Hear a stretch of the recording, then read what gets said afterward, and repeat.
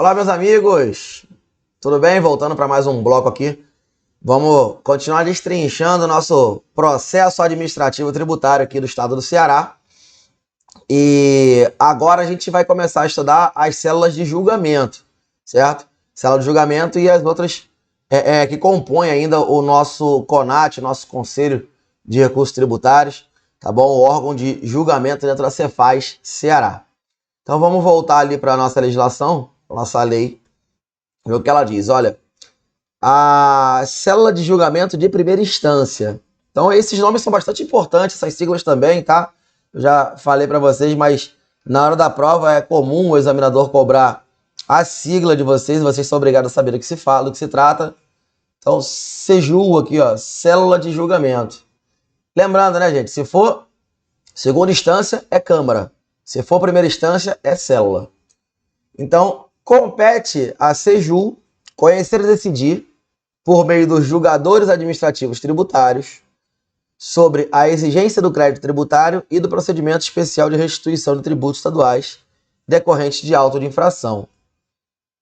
Ou seja, o julgamento de primeira instância, que é feito pela CEJU, dentro dessa célula da CEJU só existem julgadores administrativos tributários que são pertencentes ao fisco, tá? Ao fisco. Então, na primeira instância, gente, eu não tenho aquela composição paritária, eu não tenho representantes dos contribuintes, isso eu só tenho na segunda instância na Câmara de Recursos Tributários, tá bom? As funções de orientador da CEJU e julgador administrativo serão exercidas por servidores integrantes do grupo TAF. Então, vocês, tá? O auditor fiscal da Receita Estadual. Em efetivo exercício, graduado em nível superior, mais uma vez ali, ó, não tem obrigatoriedade, mas de preferência formado em direito, reconhecida experiência em matéria tributária, notória idoneidade moral, e aqui, ó, já tem um ponto diferente. Designados pelo secretário de Fazenda. E no primeiro caso, seja o orientador da CEJU, nomeado pelo chefe do Poder Executivo.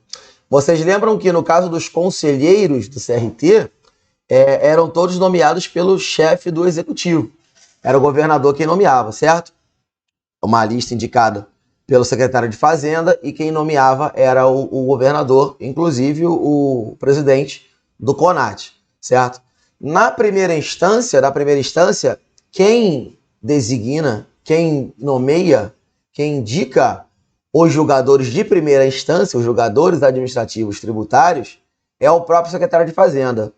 O governador, ou seja, o chefe do Estado, chefe do Poder Executivo, ele só vai nomear o orientador da CEJU, que seria o gerente, o gestor da unidade de julgamento de primeira instância, tá bom? Então, vou botar aqui, ó, primeira, volta lá, pra gente ir desenhando, né, esses modelos aí, poder facilitar nosso estudo depois. Então, na primeira instância, o julgamento é pela CEJU, feita de maneira monocrática, que eu vou botar aqui, tá? O que é monocrática? Julgado por um único analista, um julgador administrativo, tá? Esse julgador administrativo tributário, ele é nomeado pelo secretário de Fazenda. Já o orientador seria o gerente da CEJU, esse é nomeado pelo chefe do Poder Executivo, pelo governador. Tá ok? Cumprindo todos os requisitos dos demais, lá de ser formado em direito, né? Olha só que legal, tem uma diferença dos julgadores de primeira para segunda instância. Os julgadores de segunda instância, se você for observar lá o artigo 31, os julgadores de primeira instância, os julgadores de segunda instância, eles têm que cumprir um requisito a mais que não tem para o jogador de primeira instância. Vocês conseguiram lembrar? Conseguem visualizar qual é? Tá? O julgador de segunda instância, além desses requisitos de ser graduado, em nível superior, óbvio. Para ser auditor fiscal você tem que ter nível superior, então isso aí todo mundo cumpre, né? A preferência ser pelo curso de Direito, reconhecer experiência em matéria tributária, idoneidade moral e tal.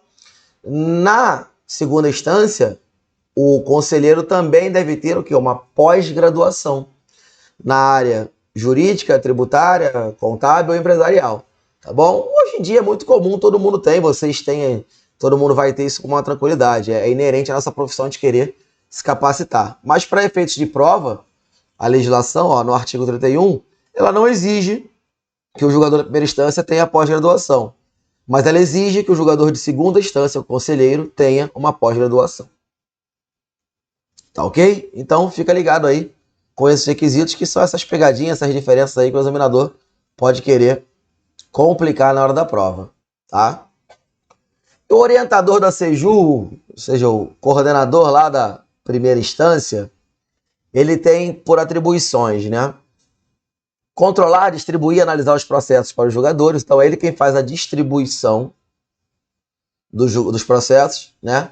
Ele deve ter um critério, né? Geralmente é um critério aleatório, mas de acordo com os algoritmos, em ordem cronológica, né? Orientar e subsidiar com fundamentos técnicos e jurídicos os julgadores, julgadores administrativos e tributários na elaboração de seus atos. Então ele faz esse papel de orientador de fato, né? Ele é um orientador de fato. Caso haja alguma dúvida por parte dos julgadores, esse orientador tem que ser um cara bastante experiente, um cara com um bom conhecimento técnico para ele poder orientar com subsídios técnicos e jurídicos, né? Então ele também orienta os julgamentos. Verificar a adequação aos requisitos legais dos pedidos de diligência e perícia elaborados pelos julgadores e, quando a esquecer, a por rubrica. Então, no caso da solicitação de diligência e perícia pelo julgador, tem que passar pelo orientador para ele verificar se realmente, de fato, é necessário, se realmente, de fato, é cabível naquele processo, tá? Acompanhar o desenvolvimento das atividades dos julgadores, promovendo a troca de informações e conhecimento entre eles, com vista à eficiência, celeridade e uniformidade das decisões. Isso aqui é muito importante, gente. Você imagina lá, eu tenho na CEJU, lá na célula de julgamento, eu tenho 30 julgadores de primeira instância. E aí uma empresa, ela foi autuada, vamos supor que é o mesmo fato gerador que ela vem praticando, não comprovação das operações de exportação. E ela foi autuada, foi fiscalizada nos últimos 5 anos, e o auditor foi lá e desmembrou o auto. A gente faz muito isso, tá? Para o auto não ficar muito grande. Então você separa por fato gerador. Então ele foi lá, fez um auto de infração para o ano 2017, um ano 2018, 2019, 2020, 2021. Fez 5 autos de infração. Ora, o sujeito passivo, ele não contente com os autos de infração, foi lá e impugnou, né? Entrou com uma defesa tempestiva dentro da Secretaria de Fazenda, defesa de primeira instância. Isso vai ser direcionado à CEJU para que seja distribuído aos julgadores administrativos tributários. Ora, a distribuição é aleatória, tá? O orientador da CEJU, ele não fica abrindo todas as defesas para ler, para encaminhar para alguém. Então essas defesas, como foram 5, e cada defesa para um auto de infração diferente. É vedado você juntar numa mesma defesa mais de um auto de infração, tá bom? A gente vai ver essa regra depois. Então é possível que esses 5 autos de infração que foram lavrados, iguaizinho, sob o mesmo fundamento, sob a mesma matéria, para os quais foram feitas 5 defesas, da mesma forma, iguais, com os mesmos documentos, lógico, por fato gerador, né? Mas com os mesmos documentos, com as mesmas teses, com os mesmos argumentos, eles possam ser distribuídos a 5 julgadores diferentes. E aí você imagina se eu tenho decisões divergentes entre os julgadores. Cara, isso fere de morte a segurança jurídica, tá? É óbvio que cada julgador tem sua interpretação, cada julgador tem sua liberalidade jurídica, né? Tem a sua discricionariedade técnica para julgar conforme ele bem entender, lógico, fundamentando seus atos, tá? Mas há de se haver uma coerência. O órgão é um só. O órgão é a Secretaria de Fazenda. Então, a Secretaria de Fazenda deve ter uma posição firmada sobre aquele tema. Tá? Nesse sentido, é de suma importância que, e aí esse papel é do orientador da célula de julgamento, que ele faça esse network, esse brainstorm aí entre os julgadores, promovendo a troca de informações,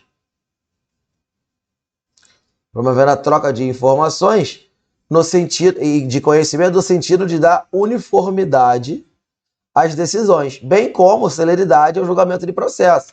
Tá? Nesse caso, o mais eficiente seria que ele distribuísse os 5 processos ao mesmo julgador, certo? Ao mesmo julgador, porque ele vai estudar aquela matéria, e é óbvio que ele vai fazer o primeiro processo de maneira mais demorada, mas o segundo mais rápido, o terceiro mais rápido, e vai dar mais celeridade processual, porque é a mesma matéria e ele já está por dentro do assunto. Tá? Então isso é um papel do orientador, tá? Ele fazer essa atividade de eficiência, ele melhorar os níveis de eficiência da célula de julgamento, tá bom? E dar mais robustez aos pareceres, né? Pela uniformidade das decisões. Apresentar trimestralmente o relatório de atividade à presidência do CONAT. Exercer o gerenciamento administrativo, né? Ele é o dono da bola, da primeira instância, objetivando o cumprimento de metas e prazos. Praticar as atribuições inerentes ao regimento interno. Isso aí, de boa, certo? Já o julgador administrativo tributário, julgador de primeira instância. Aí não é mais o gerente, não é mais o coordenador, é o julgador de primeira instância. O que ele tem que fazer? Quais são as atribuições dele? Conhecer e decidir sobre a exigência do crédito tributário e os pedidos de restituição dos tributos estaduais recolhidos a maior ou recolhidos de forma indevida. Então, negão, jogar a bola para ele tem que matar no peito e decidir. Conhecer e decidir. Decidir significa julgar. Julgar. É para isso que ele está lá. Beleza? Submeter ao reexame necessário perante as câmaras de julgamento as decisões contrárias, no todo ou em parte, à Fazenda Estadual. Tá? Ressalvando algumas hipóteses, estão lá no 104 da lei que a gente vai ver. Mas a regra é que o julgador, né? O julgador lá em primeira instância, lá no CEJU, ele vai julgar. Se ele julgar a ação fiscal procedente, ou vai julgar a ação fiscal improcedente, ou parcialmente, né? A parcialmente vale as duas. Se ele julgar a ação fiscal procedente, ele jogou pró-fisco, certo? Quem ficou triste aqui, gente? Quem ficou triste? Quem ficou triste foi o contribuinte.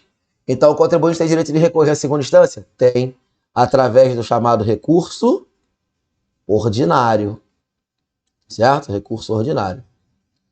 Agora, se o julgador ele julgou a ação fiscal como improcedente ou parcialmente procedente, né, ele julgou favorável ao contribuinte, em todo ou em parte. Quem ficou triste, gente? A Fazenda Pública, né?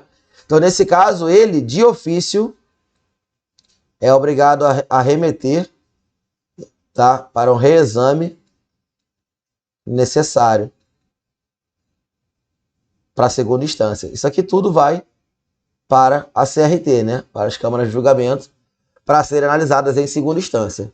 Seja o recurso ordinário, chamado recurso voluntário, ou o reexame necessário, que é o recurso de ofício. Tá bom?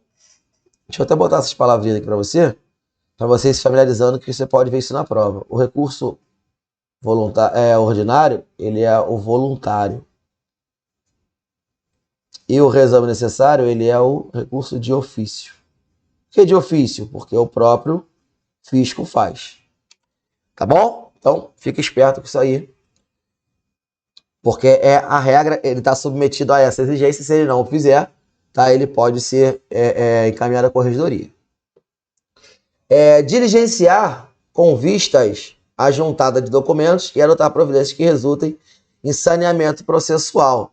Então, uma vez apresentada alguma prova, algum documento, mesmo que de forma extemporânea, o resultado de uma perícia, de uma diligência, o julgador ele deve obrigatoriamente observar se aquela juntada feita aos documentos ela é pertinente, ela é válida, tá? E sanear o processo. O que é sanear o processo, gente? É verificar, tá, se há algum vício, tanto na juntada, como no auto, como na defesa, tá? Ou seja, em todo o processo, toda a instrução processual. Tá? Isso é fazer saneamento para evitar erros futuros, né? Para evitar julgamentos errados ou direcionados. Então, o saneamento do processo é uma atribuição do próprio julgador. Opa, não era para vir aqui, não. Era para vir. Aí. Vamos voltar lá para o slide. Aqui. Beleza, seguindo. Ainda são atribuições do julgador de processo. Converter, quando necessário, o julgamento do processo em perícia ou, quando for caso, em diligência, nos termos da resolução do CFC, do Conselho Federal de Contabilidade, e suas alterações posteriores mediante ciência do orientador. Então, vai ter casos em que o julgador não tem elementos suficientes para formar o livre convencimento dele. Se ele não tem como formar o livre convencimento dele, ele pode converter o julgamento em diligência ou solicitar uma perícia. Tá? E aí quem dá o aval é o orientador da CEJU. Nesse caso, vai haver a perícia, vai haver a diligência, e quando retornar essa perícia, essa diligência, junta-se aos autos, e aí sim ele pode, com aquelas informações, julgar e decidir o processo. Tá bom? Submeter os julgamentos de sua lavratura à apreciação do orientador para fins de observância de aspectos técnicos jurídicos. Então ele pode submeter o parecer dele a um aval, tá? A um aval do superior imediato, que é o orientador da CEJU. Praticar as atribuições inerentes ao regimento interno, isso aí é padrão, tá? A célula de assessoria processual tributária, galera, ó, compete a CEAPRO prestar assessoria jurídica por meio da elaboração de pareceres e informações aos órgãos que a integram, a estrutura do CONAT. Então, isso aqui, ó, é um órgão especializado. Um órgão especializado que elabora pareceres técnicos jurídicos para embasar os julgamentos. Olha só que legal. É uma assessoria jurídica do próprio CONAT. Tá? Do próprio CONAT. Então, aqui, ó, onde se encontram os estudiosos da legislação. Eles não são julgadores, tá? Mas são aqueles experts da legislação que tem em todos os estados. Aquele cara que sábado acordei, tô sem fazer nada, ou vou dar uma caminhada no parque ali, pô, vou ouvir o podcast da legislação. Aí domingo, liga a televisão, porra, aquelas opções, né? O futebol chato, o Faustão, vou ler o regulamento do ICMS. Vou me atualizar na jurisprudência dos tribunais. Cara, isso aí é o cara que tá ligado ali na legislação, então ele pode trabalhar ali na assessoria processual da CONAT. Para quê? Para auxiliar os julgadores no sentido da emissão de pareceres. Ok? As funções de orientador da CEAPRO e assessor processual tributário são exercidas por servidores do Grupo TAF, também você, tá? Um auditor fiscal da Receita Estadual, em efetivo exercício, graduado a nível superior, e olha só, apesar de ser um assessor jurídico, mais uma vez, ele também não tem obrigação de ser formado em direito. É preferencialmente formado em direito, mas não é obrigatório. Notória idoneidade moral, reconhecido saber jurídico, experiência em assuntos tributários, designados pelo secretário, tá? E no primeiro caso, o caso do orientador, nomeado pelo chefe do executivo. Então você vê que nas células, gente, os peões das células são nomeados pelo próprio secretário de Fazenda. E o orientador, que é o coordenador da célula, eles são nomeados pelo governador. Já no conselho, na segunda instância, não. Todos eles são nomeados pelo governador. Tá bom?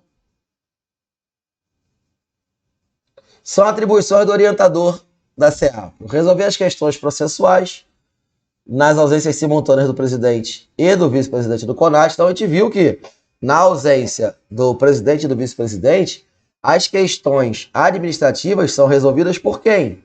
Por quem? Pelo CECAT. Já as questões processuais, quem resolve é o orientador do CEAPRO. Isso aqui é importante, ó. Vamos colocar isso aqui então, ó, na vacância do 01, do 02, presidente e vice do conselho, quem resolve questões administrativas, quem assume é o CECAT. As questões processuais, quem responde é o orientador da CEAPRO. Tá bom? Receber e analisar e distribuir os processos com os assessores processuais, ou seja, chega a demanda, chega as dúvidas, né? Solicitação de pareceres, o orientador distribui aos assessores. Orientar e subsidiar com fundamentos técnicos e jurídicos os assessores na elaboração dos pareceres e rubricar, né, dando a ciência, instrumentos. Você vê que o orientador do CEAPRO ele tem função muito similar ao orientador da CEJU, dentro das suas atribuições, lógico, né? Acompanhar as atividades dos assessores, promover intercâmbio de informações, com vista também a da uniformidade de prazo e cumprimento de metas. Ser o gerente, gerenciamento administrativo, né, o gestor de pessoas. Apresentar trimestralmente relatórios e praticar atividades do regimento interno. Beleza. E os assessores? Nas ausências simultâneas, olha aí. Nas ausências simultâneas do presidente do CONAT e dos seus vice-presidentes, as questões processuais serão resolvidas, bota aí um asterisco, tá? Pelo orientador da CEAPRO. E os assessores, gente? Os assessores lá, os estudiosos, o que eles têm que fazer? Prestar assessoramento jurídico à presidência do CONAT, aos procuradores de Estado e aos órgãos integrantes da sua estrutura, de modo específico nos processos que tramitem junto ao CRT, ou seja, na segunda instância. Emitir informações, despachos, requerer realização de perícia e diligência nos processos, tá bom? Com a anuência do orientador. Manifestar-se em parecer, submetendo à aprovação do procurador do Estado. Tá? Então, como se trata de um parecer jurídico, gente, aqui ó, é necessário o aval também, a rubrica do procurador do Estado. O procurador do Estado é o advogado do Estado, né? Esse sim, formado em direito, esse com todas as prerrogativas de defender o Estado. Diligenciar com vista de juntada de documentos, então adotar providências para sanear o processo. Gente, quando a gente fala desses processos, são processos que são remetidos ao assessor, tá? Que são os mesmos processos que estão em julgamento. Só que a diferença é que o assessor jurídico, ele não julga o processo, ele emite um parecer. Ele se manifesta, tá bom? Mas são os mesmos processos. Ele analisa o caso concreto e emite um parecer para orientar. O parecer dele não é vinculativo. Converter, quando necessário, o julgamento em realização de perícia, ou quando for o caso, em diligência. Vocês sabem a diferença, né, gente? A perícia, ela é feita pelo contador, tá? Um perito que é nomeado. Já a diligência é feita pelo próprio auditor fiscal, para sanear algumas informações que ficaram obscuras por ocasião do lançamento tributário. Tá? Participar das sessões deliberativas do Conselho e das sessões de julgamento da Câmara Superior e das células e das câmaras de julgamento, permanentes e temporárias, na ausência do procurador ou quando convocado. Olha só que papel importante. O assessor é ele que substitui o procurador de Estado quando ele não estiver presente na reunião do Conselho, do CRT. Tá bom? Então ele é o cara. Ele é o cara. Participar da elaboração de anteprojetos relativos a normas processuais. Lógico, se é ele que entende das normas, se as normas forem obscuras, se ele identificar, né, que aquela legislação está dúbia, controversa ou até incoerente ou ultrapassada, ele participa da elaboração da alteração legislativa, sem problema, alteração processual da legislação, sem problema nenhum. Tá? E praticar as funções inerentes lá do regimento interno. Beleza? E por último, gente, a célula de perícias fiscais e diligências, a CEPED. Compete a CEPED esclarecer e dirimir dúvidas de natureza contábil, fiscal e financeira, com vista a subsidiar o descobrimento da verdade dos fatos. Olha aí, ó. Princípio da busca pela verdade material, um dos princípios que regem o processo tributário, tá? As funções de orientador da CEPED e de perito fiscal serão exercidas por servidores integrantes do grupo TAF em efetivo exercício. Agora, olha só a diferença, ó. É a única célula